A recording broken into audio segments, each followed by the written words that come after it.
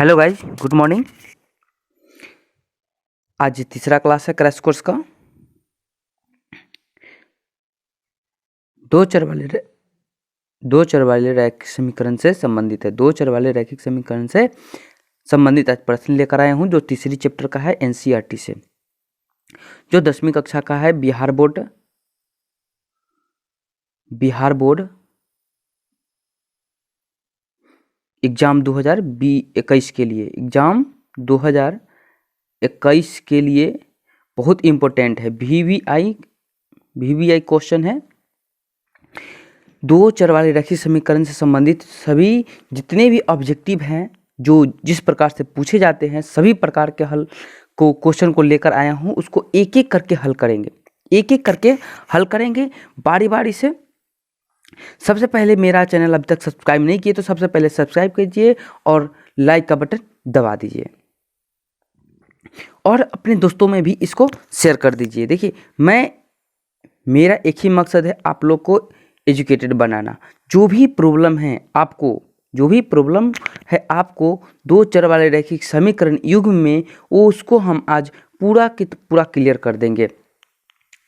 Only for objective के लिए ये जो है आपको सब्जेक्टिव के रूप में भी काम देगा। ठीक है, इसके लिए निश्चिंत रहिए। 2 नंबर वाला में भी काम देगा। ये 2 नंबर तो फिक्स है। इससे 2 या 3 मार्क्स कन्फर्म है, एकदम 100% एकदम कन्फर्म है। 2 या 3 मार्क्स इससे कहीं नहीं जाएगा। ठीक है, ज़्यादा से ज़्यादा जितना हो सके, लेकिन कम से कम 2 से 3 marks confirm, A to Z guarantee के साथ कह रहा हूं। 2 नंबर फिक्स है आपके लिए। चलिए शुरू करते हैं। सबसे पहले मैं बता दूं, मैं कुछ फार्मूला अपने हाथों से नोट्स किया हुआ, हैंड राइटिंग है, और उसमें सभी उसी फार्मूला से क्वेश्चन आएंगे। सभी फार्मूला उसी से रहेंगे, यानी दो चर वाले रैखिक समीकरण से ही रहेंगे सभी। चलिए शुरू करते हैं 1 नंबर से। सबसे पहले मेरा चैनल अभी तक सब्सक्राइब नहीं किए तो फिर से सब्सक्राइब कर लीजिए और अपने दोस्तों में भी शेयर कर दीजिए। अगर अच्छा लगे तो लाइक भी कर दीजिएगा। चलिए देखिए, आज मैं लेकर आया हूं, ये मेरा YouTube चैनल है। यहां पर ध्यान दीजिए, दो चर वाले रैखिक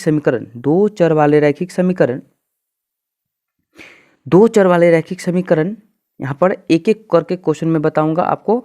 दो चर वाले रैखिक समीकरण, थोड़ा सा इसमें समय लगेगा, धीरे धीरे मैं बताऊंगा। थोड़ा सा इसको नोट करना चाहते तो नोट भी कर सकते हैं आप।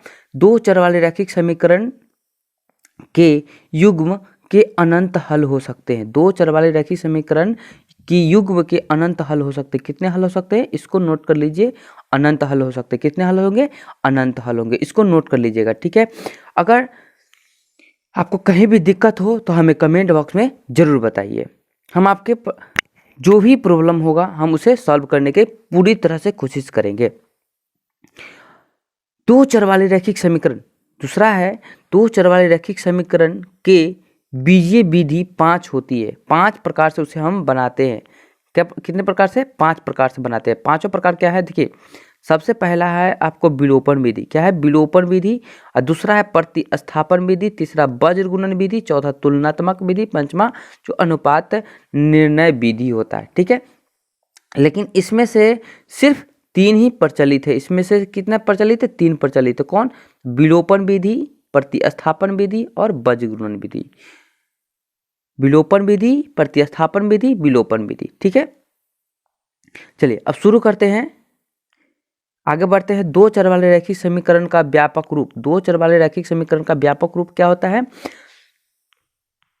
तो दो चर वाले रैखिक समीकरण का व्यापक रूप होता है ax + by। देखिए, दो चर यानी दो चर इसमें रहेगा, पहला x और दूसरा y, तभी ये दो चर वाला रैखिक का मतलब क्या होता है, उसका पावर में 1 होना चाहिए। तो पूछा जाएगा रैखिक बहुपद, यानी रैखिक दो चर वाले रैखिक समीकरण में घात की संख्या कितनी होती है, तो घात की संख्या हो जाएगी कितना, तो इसके पावर में जितना रहेगा उतना ही उसका घात कहलाएगा, तो 1 हो जाएगा। ये सभी ऑब्जेक्टिव के लिए बहुत महत्वपूर्ण है, याद रखिएगा। इसमें क्वेश्चन भी है, वज्र गुणन विधि, देखिए इसको बनाने का वज्र गुणन विधि क्या है, तो वज्र गुणन विधि में देखिए सबसे पहले समझिए वज्र गुणन विधि में, वज्र गुणन विधि में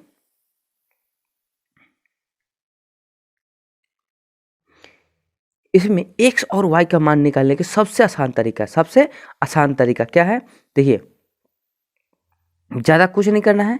देखिए सबसे पहले क्या करेंगे, यहाँ पर हमको x का मान निकालना है, ये वाला x का मान निकालना है, तो ये दोनों पार्ट इसको छोड़ देंगे, ये दोनों पार्ट को हम लेंगे, ठीक है, एक ऊपर वाला तो एक नीचे वाला, ऐसे करके, ठीक है, गुना में और फिर माइनस करके फिर नीचे वाला से ऊपर में गुना करके घटा देंगे, ठीक है।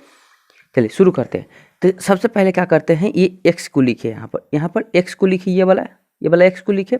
अब इसको, इस पार्ट को अभी हम छोड़ देंगे, ठीक है, ध्यान से देखिएगा, इधर उधर ध्यान मत दीजिए, यहीं पर ध्यान दीजिए, सिर्फ यहीं पर ध्यान दीजिए, मेरे बात को सुनिए, आप बिल्कुल समझ जाइएगा। देखिए यहाँ पर b1 को तिरछा गुना करेंगे, b1 को c2 से गुना करेंगे, तो b1 इंटू c2 हो गया, माइनस, यहाँ पर माइनस देंगे तो माइनस का चिन्ह लगा हुआ है यहाँ। उसके बाद b2 को c1 से गुना करेंगे, तो b2 को c1 से गुना कर दिए, ठीक है, अब बराबर, अब क्या किए, बराबर कर दिए, ठीक है, इसका काम खत्म हो गया, बराबर कर देंगे, बराबर कर देंगे, फिर y का मान निकाल लेंगे। अब जब y का मान निकाल लेंगे तो ये वाला पद हम छोड़ देंगे, अब बाकी बात ये बच गया, इसके आगे जाएंगे, इसको लाएंगे, तो ये हो गया पहले और ये होगा बाद में, ठीक है। तो अब क्या करते हैं, y लिख लेते हैं, y लिखा हुआ है यहाँ, क्या लिखा हुआ है, y लिखा हुआ है। जब y यहाँ लिखा हुआ है तो इसके बटा में क्या हो जाएगा, तो बटा में क्या करेंगे, तिरछा गुना करेंगे, यानी c1 को नीचे गुना करेंगे, a1 हो जाएगा, यहाँ a2 हो जाएगा, ठीक है, c1 गुने a2, तो c1 गुने a2 हो गया। अब माइनस, यहाँ पर क्या है, माइनस है, यहाँ पर ध्यान दीजिएगा, माइनस है, ठीक है, ऊपर में, और फिर क्या करेंगे, c2 को a1 से गुना कर देंगे, माइनस c2 को a1 से गुना कर देंगे, ठीक है। अब उसके बाद क्या करेंगे, x का मान इधर हो गया और y का मान यहाँ हो गया, ठीक है। अब बच गया है अचर पद, तो यहाँ पर देखिए, यहाँ पर क्या है, c है, c के पहले कितना गुना के रूप में, तो c के बाद c के गुना के रूप में है 1, कितना है, तो 1, यहाँ लिखेंगे 1, ठीक है, इसके भी बराबर कर देंगे। अब देखिए इसका काम खत्म हो गया, तो ये वाला पद छोड़ेंगे, c वाला पद छोड़ेंगे, a1 को गुना कर देंगे b2 से, तो a1 गुने b2 हो गया, माइनस अब a2 गुने b1, ये हो गया। ये हमारा वज्र गुणन विधि बहुत मस्त है, एकदम मस्त, इससे आसान कुछ नहीं है, याद रखिए, इससे आसान कुछ नहीं है, इसको एक बार अगर समझ गए तो इससे आसान कोई भी नहीं है। चलिए अब x और y का मान निकालना हो तो क्या करेंगे, x वाला को एक साथ, जैसे मतलब x वाला को और ये वाला पद को क्या करेंगे, दोनों को इक्वल कर देंगे, क्योंकि सब बराबर एक दूसरे के, तो इसके बराबर कर देंगे, ठीक है, इसको गुना करके घटा के जो भी करना है करके, और इससे हम x को गुना कर देंगे, ठीक है, यहाँ जो गुना करने के बाद आएगा उसको हम 1 से गुना कर देंगे, ठीक है, इसमें किसका मान निकल जाएगा, x का मान निकल जाएगा। देखिए यहाँ पर हम बांट दिए हैं सबको, दो भाग में हम बांट दिए हैं। अब चलिए y का मान निकालना होगा, तो इसको और फिर इसको दोनों को बराबर कर देंगे, तो यहाँ पर देखिए y का मान यहाँ है, y का मान अब बराबर ये वाला पद यहाँ पर लिखे हैं, ठीक है, ये वाला पद यहाँ लिखे हैं, ये वाला हो गया, ठीक है, इससे हमको y का मान निकलेगा, किसका मान निकलेगा, y का, इससे x का मान, बहुत जल्दी आसान, 2 से 3 लाइन में आपको निकल जाएगा आंसर, सबसे आसान और सबसे कम समय में निकलेगा इससे, ठीक है, सबसे बेस्ट विधि है ये 2 चर वाले रैखिक समीकरण युग्म का। चलिए समीकरण युग्म मतलब क्या होता है, जोड़ा, समीकरण युग्म का मतलब क्या होता है, जोड़ा, यानी 2 समीकरण को एक जोड़ा बोलते हैं, कि हल के विभिन्न रूप होंगे, क्या, तो देखिए सबसे पहले क्या होगा, इसे a1 हो जाएगा, क्या हो जाएगा, a1, पहला समीकरण से a1x प्लस में b1y प्लस में c1 बराबर में 0, ठीक है, और दूसरा समीकरण क्या हो जाएगा, a2x plus b2y plus c2 बराबर 0, ये 2 समीकरण हो गया, ठीक है। जब इसको तुलना करेंगे तो x से x कट जाएगा, y से y कट जाएगा, c से c कट जाएगा, ठीक है। बचेगा क्या, तो a1 बटा में a2 अब बराबर b1 बटा में b2, ठीक है, और c1 बटा में c2। जब तीनों बराबर हो जाएगा, जब तीनों बराबर होगा तब कौन सा कंडीशन होगा, या जब ये दोनों बराबर होगा तब क्या कंडीशन होगा। यानी प्रथम अब शुरू करते हैं इसको एक एक करके। देखिए a1 बटा में a2 बराबर न होगा b1 बटा में b2 के, तो इसका कैसा हल होगा, तो अद्वितीय हल होगा, असंगत होगा। क्या होगा, असंगत होगा। इसको असंगत, इसको काट दीजिए, असंगत होगा। और समीकरण युग्म कैसा होगा, तो अविरोधी होगा। क्या होगा, अविरोधी होगा। और इसका हल कितना होगा, तो केवल एक हल होगा, केवल एक हल होगा। देखिए यहाँ इसको ध्यान में रखिए, इसको कितना हल होगा, तो केवल एक हल होगा, केवल एक हल होगा। और रेखा कैसी होगी, तो एक बिंदु पर प्रतिच्छेद करेगी। मतलब क्या, ये वाला पहला समीकरण का, ये वाला दूसरा समीकरण का एक बिंदु पर प्रतिच्छेद करेगी, यानी एक बिंदु पर काटेगी, ठीक है। एक बिंदु यहाँ पर क्या करेगी, काटेगी, ठीक है। यहाँ पर एक बिंदु, यानी एक बिंदु पर काटेगी तो एक हल होगा।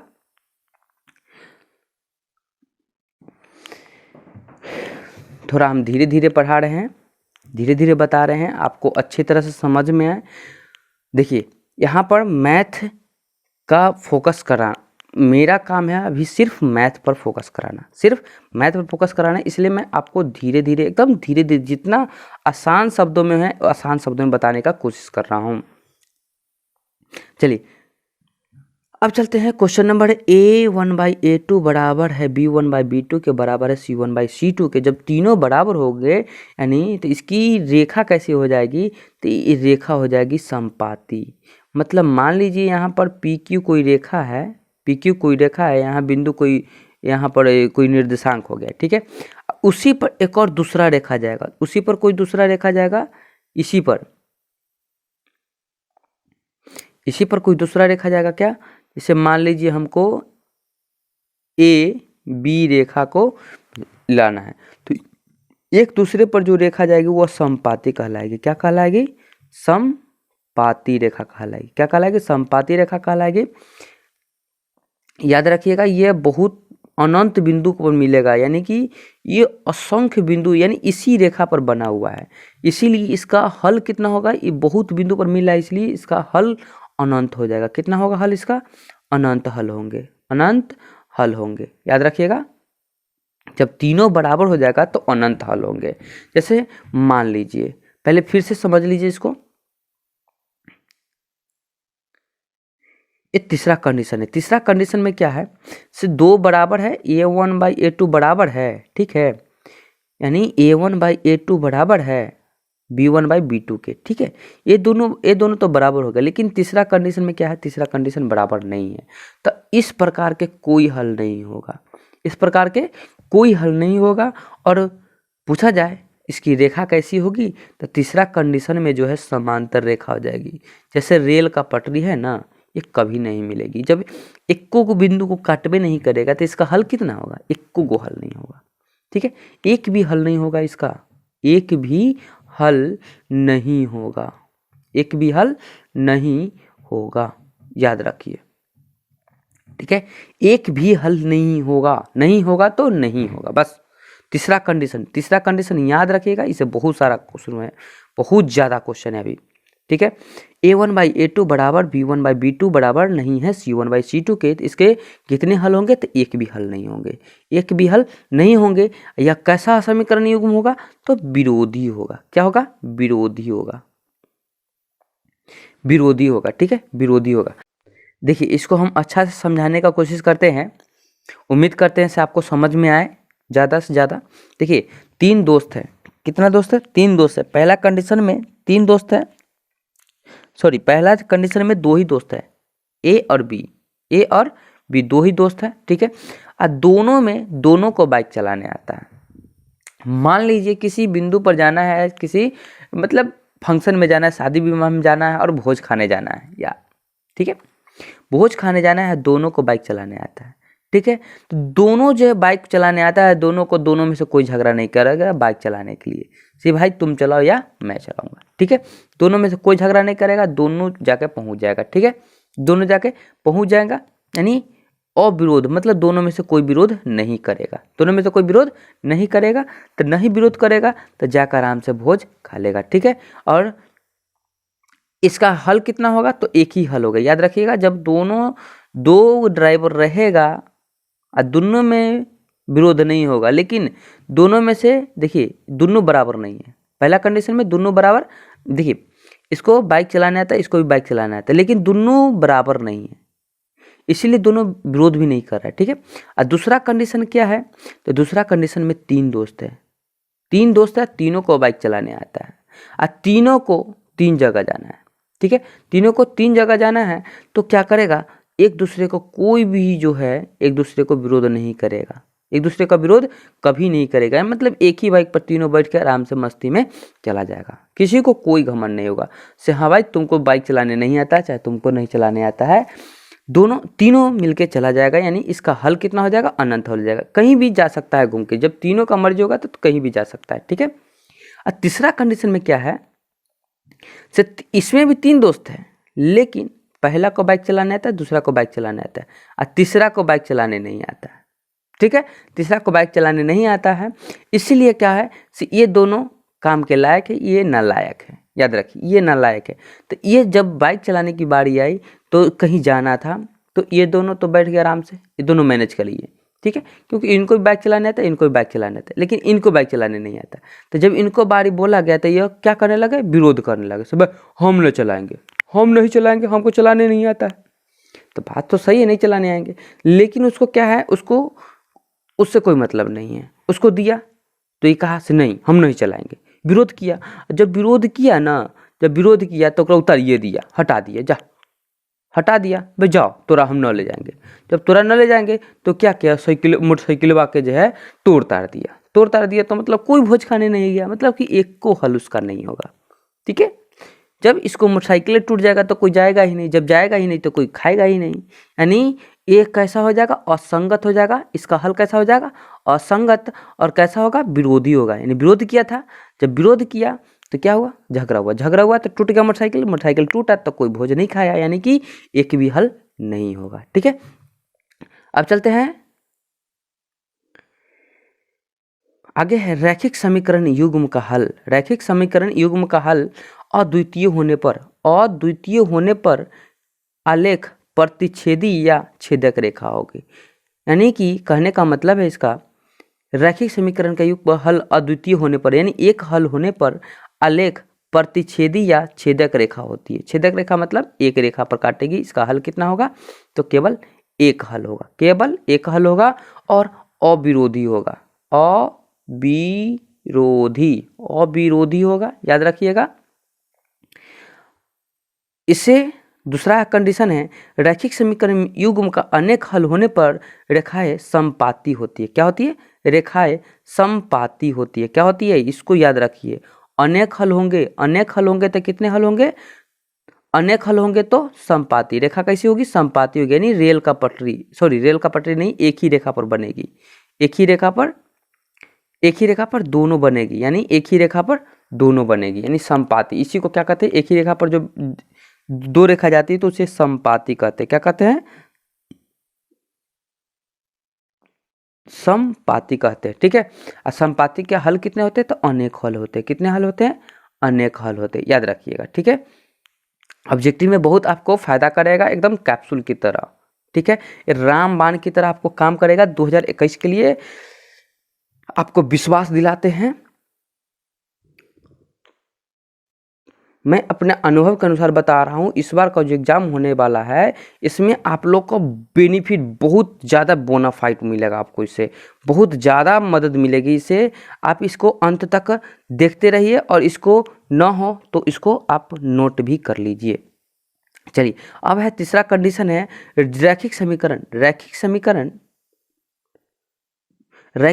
युग्म का कोई हल नहीं होने पर आलेख समांतर रेखाएं होगी। देखिए समांतर रेखाएं होगी तो कितना हल होगा, तो एक को हल नहीं होगा, समांतर रेखा में एक को हल नहीं, लेकिन अद्वितीय हल यानी अद्वितीय होगा मतलब कि एक बिंदु पर प्रतिच्छेद करेगा, एक बिंदु पर प्रतिच्छेद करेगा मतलब कि एक हल होगा। कितना हल होगा? एक हल होगा। और इसका जो है एक हल होगा और रेखा कैसी होगी? प्रतिच्छेदी होगी और अविरोधी होगी। क्या होगी? अविरोधी। ठीक है, अविरोधी होगी। और तीसरा बताया है, तीसरा विरोध किया था, तीसरा कंडीशन में तीसरा अंत वाला विरोध किया था तो उसको उतार ही दिया था, उतार दिया था, झगड़ा बम फोड़ हो गया। मतलब कि इतना फाइट हुआ कि साइकिल मोटरसाइकिल सब जो है डैमेज हो गया, खराब हो गया, यानी किसी को कुछ नहीं मिला, यानी कि कोई हल नहीं निकला उसका। ठीक है, अगला कंडीशन है, देखिए ये बहुत इंपॉर्टेंट है, वीवीआई क्वेश्चन है इसमें। देखिए दो अंकों वाली ये देखिए, ये 10वीं कक्षा के लिए ही नहीं, एक जो भी कॉम्पिटिटिव लेवल के एग्जाम इससे पूछे जाएंगे उसके लिए बहुत महत्वपूर्ण है। ठीक है, 2 अंकों वाली संख्या में दहाई का अंक x तथा इकाई का अंक x तथा इकाई का अंक y हो, दहाई का अंक x इकाई का अंक y हो तो इसको कैसे लिखेंगे? देखिए इकाई पहले लिखते हैं उसके बाद दहाई लिखते हैं। ठीक है, तो इसको कैसे लिखेंगे? तो इसको दहाई है, दहाई को 10 से गुना कर देंगे, इकाई को 1 से गुना करके दोनों को जोड़ देंगे तो हमारा संख्या आ जाएगा। ठीक है, हमारा संख्या आ जाएगा, यही कंडीशन है। ये वाला इकाई, ये वाला दहाई। ठीक है, अब चलते हैं आगे।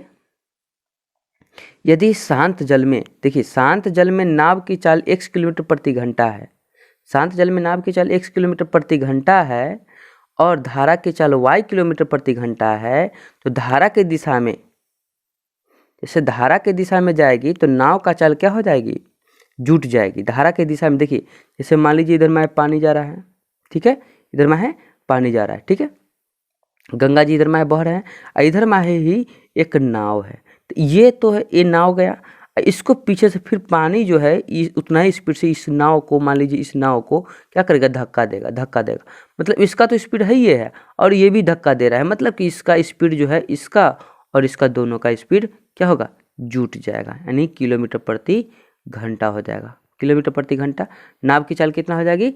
x + y किलोमीटर प्रति घंटा। ठीक है, यानी धारा की दिशा में, धारा के अनुकूल। ठीक है, अब विपरीत दिशा मतलब प्रतिकूल, विपरीत मतलब प्रतिकूल, याद रखिएगा, प्रतिकूल आपको देगा, प्रतिकूल का मतलब होता है विपरीत, विपरीत दिशा में घटेगा, चाल क्या होगा? घट जाएगा। यानी कि जो नाव की चाल है उसमें से धारा की चाल को क्या करेंगे? घटा देंगे। जो नाव की चाल है उसमें से धारा की चाल घटा देंगे तो हमारा क्या हो जाएगा? नाव की चाल निकल जाएगी। ठीक है, यानी x - y किलोमीटर प्रति घंटा हो जाएगी, इसका सूत्र हो जाएगा। ठीक है, अब चलते हैं, ये कोई ज़्यादा इम्पोर्टेंट नहीं है लेकिन फिर भी लिख दिए हैं। त्रिभुज के तीनों कोनों का योगफल कितना डिग्री होता है? तो 180 डिग्री होता है, 180 डिग्री होता है। अगर मतलब मान लीजिए x y करके देगा तो इस सभी, मतलब मान लीजिए एक समबाहु त्रिभुज में 3 कोण दिए हुए हैं, तो तीनों कोण का मान कितना होगा? तीनों कोण का मान कितना होगा? तो तीनों कोण का मान 180 डिग्री हो जाएगा। अब पूछेगा प्रत्येक कोण कितना डिग्री का होगा, तब मान लीजिए समकोण त्रिभुज में सभी कोण बराबर होते हैं, तो यानी x यानी ट्रिपल x हो जाएगा। तीनों कोण को क्या कर देंगे? जोड़ देंगे तो 3x हो जाएगा। ट्रिपल x, 3x बराबर कितना? 180। अब प्रत्येक कोण पूछा है तो इसको काट दीजिए 60 बार में, यानी प्रत्येक कोण का मान कितना हो जाएगा? 60 डिग्री, यानी एक कोण पर 60 डिग्री का कोण बनेगा। ठीक है, चलते हैं अब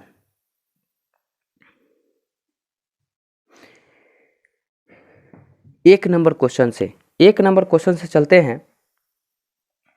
दोस्तों मैं आपसे विनम्र निवेदन करता हूं कि आपको अगर समझ में नहीं आया हो तो कमेंट बॉक्स में हमें ज़रूर बताइए कहां पर आपको समझ में नहीं आया।